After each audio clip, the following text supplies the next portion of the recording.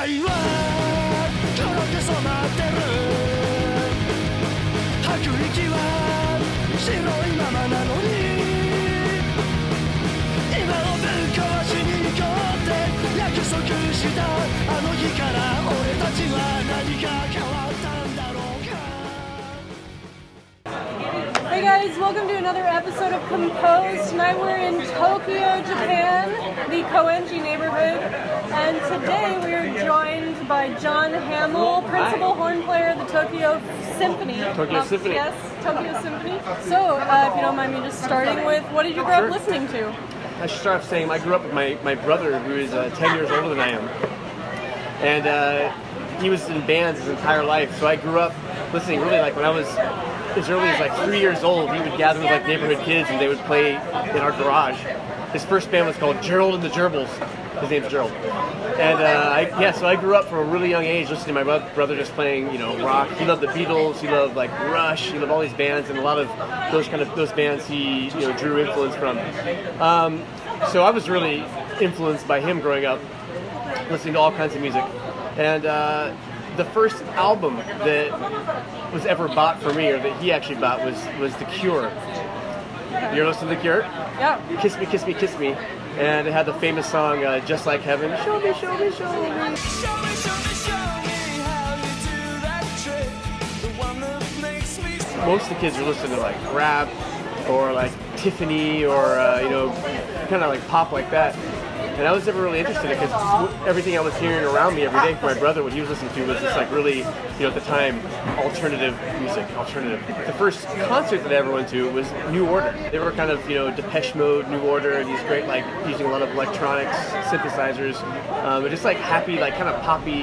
And that was the first concert I ever went to, really like huge live concert. With like thousands of people, and I was 13 years old. And I remember my brother, he knew that I loved him, and he begged my mom. He was like, "You've got to let John go to this concert." And my mom was like, "He's 13," and he was like, "It doesn't matter. We've got to let him go." And actually, we met the band because my brother, because of his band connections, had backstage passes, and they all signed my tape cassette. If you remember those.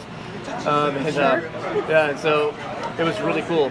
I went through my goth time period too. I listened to Bauhaus and Skinny Puppy and all these really like who else? Just like really like kind of really dark bands. Then I went through like Jane's Addiction. coming down the mountain. One of many children. Yeah, so growing up, it was like a real variety. But Yeah. I would go from like New Order and The Cure to Bauhaus and then Jane's Addiction. These totally different genres, but I liked them all. Really, it was all just really good music to me. I didn't care if it was a different genre. Good rap is good rap. Good pop is good pop. I mean, heck, right? Like put on a Justin Timberlake pop album, and it's kind of hard not to like get into it. So he's pretty No. amazing. So it sounds like you grew up going to a lot of concerts. Yeah. What do you look for in live performers? For me, for bands, the biggest thing the best way for me to answer that was, am I being entertained? And I want to be like blown away. I want the performer to be like electric on stage, and be like reaching out to the audience, just like right at us, and kind of grabbing you and bringing you in. And there's some performers that are just like, at least back in the day when I was really going to a lot of shows, were great at that. Peter Murphy, who's like really dark. Their shows were really dark. It's just really creepy. It's great music. I just love it to this day. But he'll just sit over the mic and just really low voice.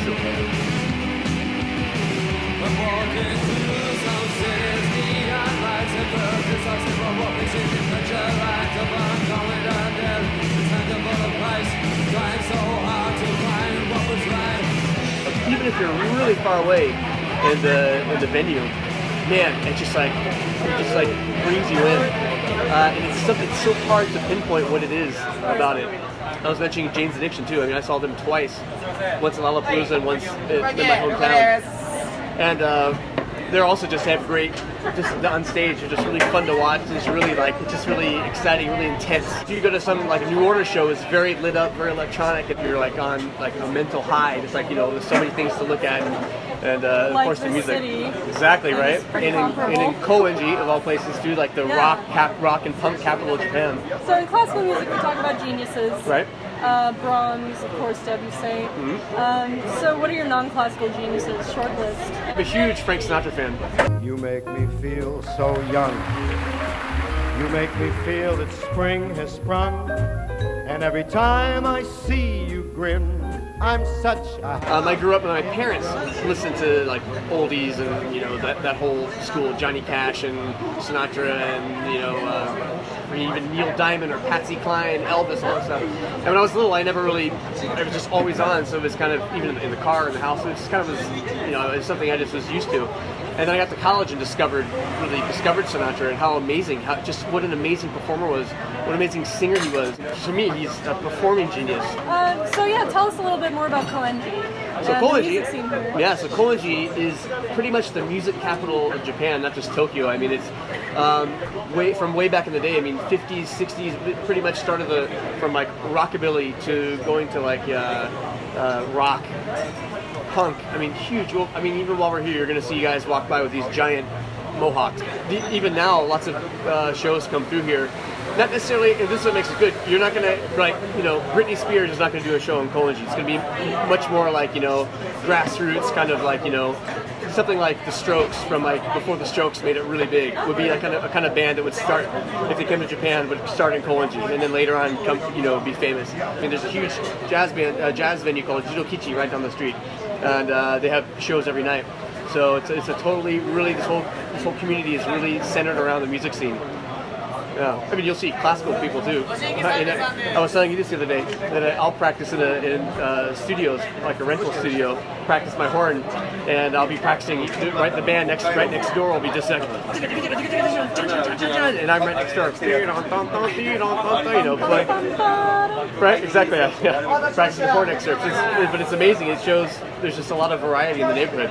Can you tell us about some genres that are sort of new and up and coming out of Tokyo that you're really excited about? There's always really great new music coming out of Japan.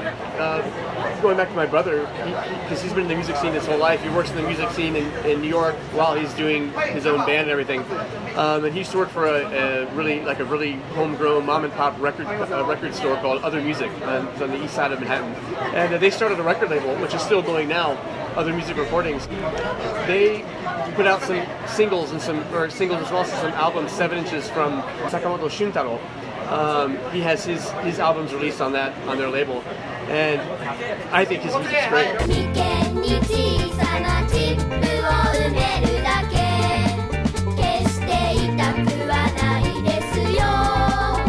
I love it. It's really cool. I mean, it's very, I would say it's very simple and really cool. And you just have to listen to it. But he's now as a single artist, and kind of the underground scene. He's putting out some really great stuff. Well, what are some venues around here that you just love? Well, I like the more like really underground, organic. I keep saying that word organic, but that's like the best way to describe it. More rough. We're eating and drinking, having a beer with a piece of plywood over on 2 crates. In Harajuku, there's a really cool small quaint hall called Astro Hall.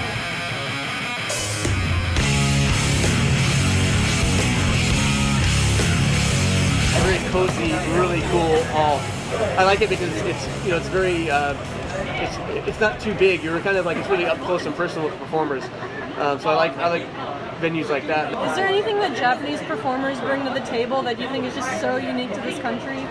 Most Japanese performers give a slice of I don't give a blank about stuff.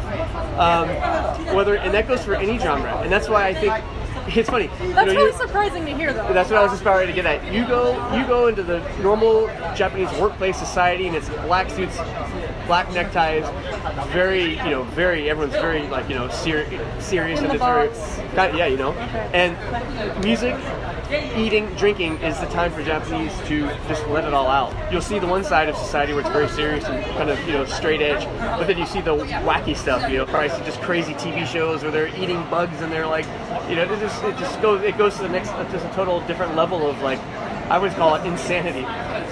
So they bring that level of not caring about whether or not it's going to be too abstract or too wild for the for the audience. You know, I mean, and the thing is, it's not really contrived. I don't think it's just like they're just having it fun. They let it all out, and you see that whether it's rock, punk, J-pop, whatever genre, they all have that kind of aspect of their performing, and I love it. You really do see it when you go to shows. Yeah. All right, last question I have to ask everybody. All right. What's your guilty pleasure you listen to? Guilty pleasures I listen to? Yeah. Yeah.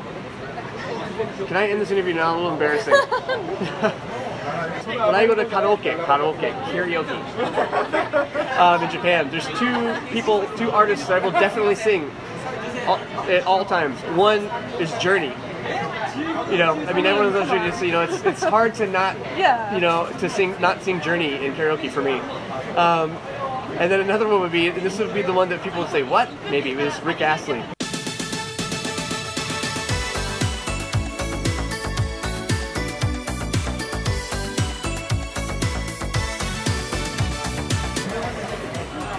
Pretty cool. Maybe. Really? I like. Oh man, that's something that I think that everyone my age would be like, well, really? Okay, well, that makes me feel better. I get why you think that, but like, it's yeah, kind of cool. But I can't listen to Rick Astley and just kind of like you know, wing it. I got it's got to be the you got to get the real like try to get the voice down and get the real like all you have to and so it's not like it's not just like guilty pleasure of listening to it. I got to like get into character for Rick Astley. Well, cool. Thank you so much. No problem, man. Yeah. Thank you. It was fun.